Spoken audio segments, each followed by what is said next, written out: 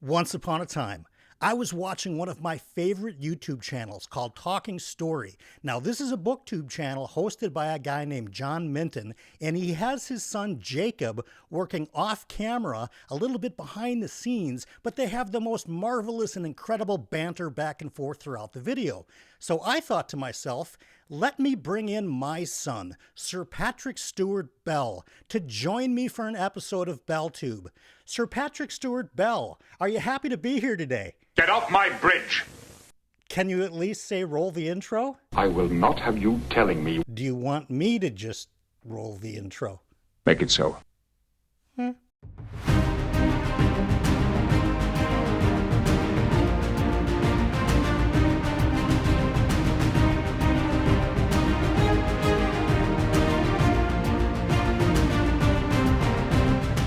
Welcome back to BellTube, everybody. If you're brand new here, my name is Brian Bell, and this is a booktube channel focused on fantasy books, science fiction, and we get into LitRPG as well. Today, I'm talking about the best books that I read in the first quarter of 2024. And I'm going to just make it a top 5 list because January, we did something. If you're new to the channel, we did something called the DNF Challenge. That's where I had 7 of my favorite booktubers basically give me books that they didn't like at all and quit halfway through, or at least at some point in the book, and I read those books and I came back and I reviewed them.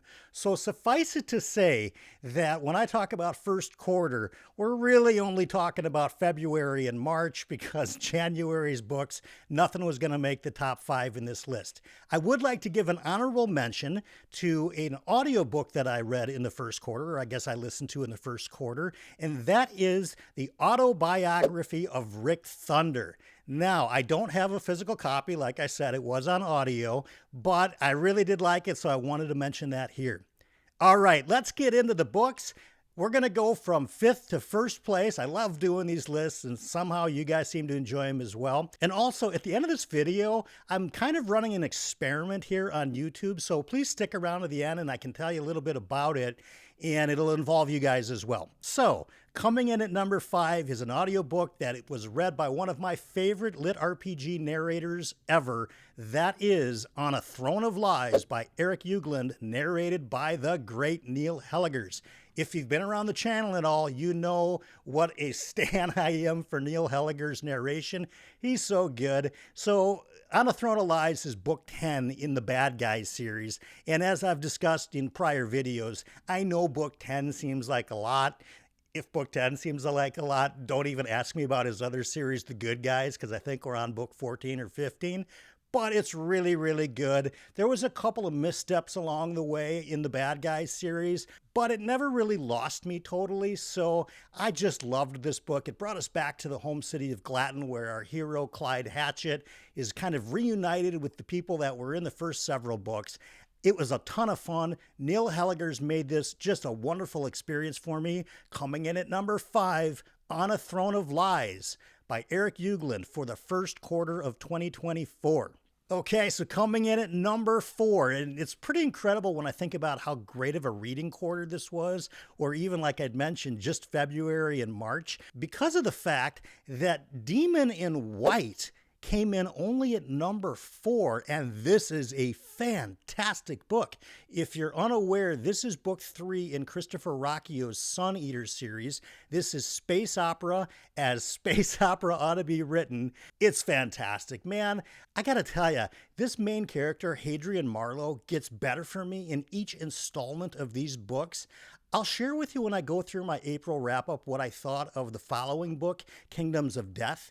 I actually didn't like it as much as I liked both Howling Dark, which is book 2, and this book, Demon in White. It wasn't a huge step down, by the way, as a sneak peek into our April reviews, but Demon in White, absolutely a solid number 4. I think in most other quarters of reading, this would be even higher on the list, but as we get to the top 3, I think you're going to see why this comes in at number 4.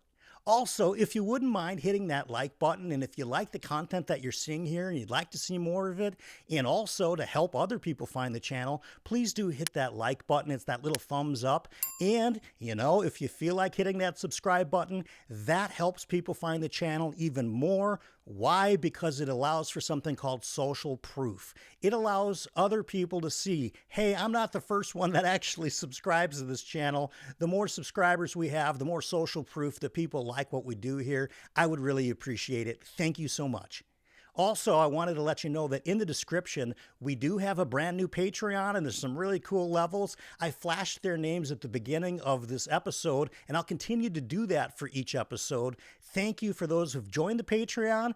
It's not a requirement, but if you want to help the channel out in a little bit of an extra way, that's a super simple way to do it. Coming in at number 3 was my actual book of the month for March, and that is Men-at-Arms by Sir Terry Pratchett. We are on the City Watch arc of Discworld.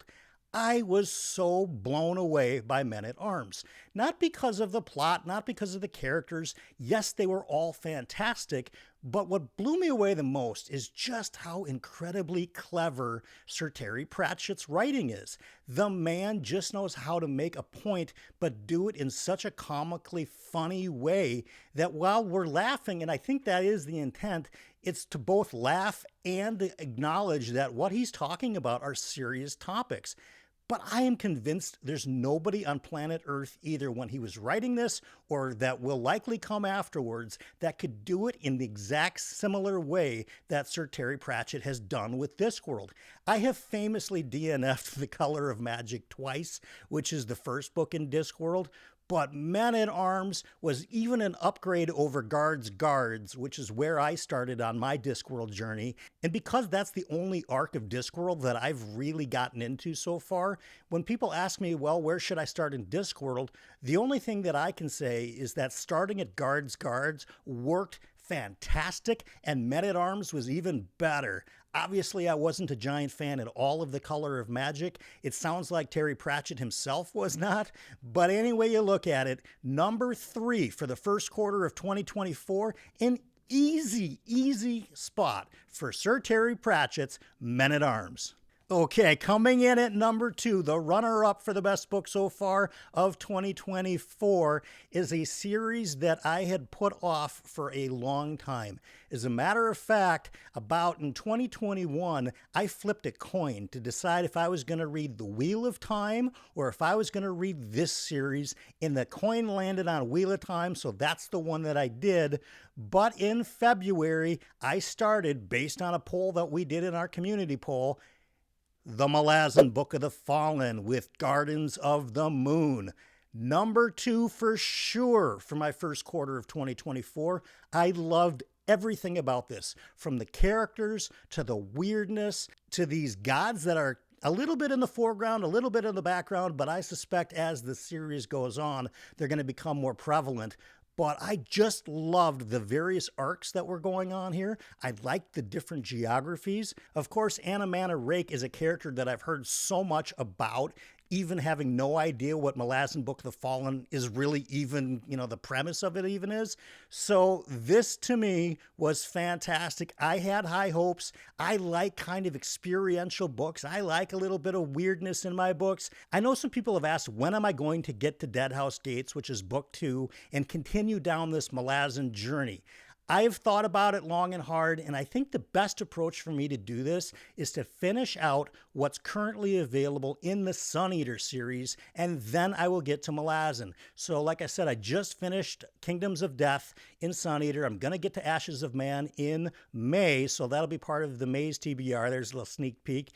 But after that, I'll do Disquiet Gods the following month. I'll be current, and that'll be the time to pick up Deadhouse Gates and restart my journey into the Malazan Book of the Fallen. I'm super excited. So Gardens of the Moon, an easy number 2. The only one that could beat it is an early candidate of the Book of the Year, and I will grab this hopefully without having to go edit. But number 1, the best book that I've read so far this year, without a doubt. And I have to say, while there's a huge leap in my number 5 and my number 4, right? So Demon in White is considerably better than On a Throne of Lies. That's a huge jump. The jump between Shogun and everything else is gigantic. This is easily a contender, a very early contender, but I think one that's going to be difficult to beat for Book of the Year. I loved absolutely everything about Shogun. I loved the characters. I loved the storylines. I loved the intrigue and the political machinations going on in feudal Japan. I loved the fact that while this is basically a fantasy science fiction lit RPG channel, I love the fact that once again, a historical fiction book is coming in so highly rated for me. Last year, my book of the year was Lonesome Dove, and I didn't expect it at all. On the other hand, I knew after about, I don't know, maybe the first 50 to 75 pages of Shogun that I was going to absolutely love this. I've been studying Japanese for almost 2 years. I do kind of a Duolingo daily lesson. I haven't missed a day in about 685 days. So it kind of fit in line with what I'm doing in my personal life as well. And this story is fantastic. Top it off with just an A+ adaptation that's going on right now on effects. And here we have Shogun, an easy, one of the easiest ratings I've ever given on this channel, is so far the best book of the year, let alone the best book of first quarter by a mile. Before we get into the one for the road today, I promised you at the beginning that I wanted to try a little bit of an experiment, and here's what it is. As I upload videos to YouTube, it offers me the opportunity to select the next video for our viewers to watch right after they're watching their current one that they're seeing. Now, there is also an option to let YouTube decide which of the BellTube videos they think is best for the particular viewer watching this program.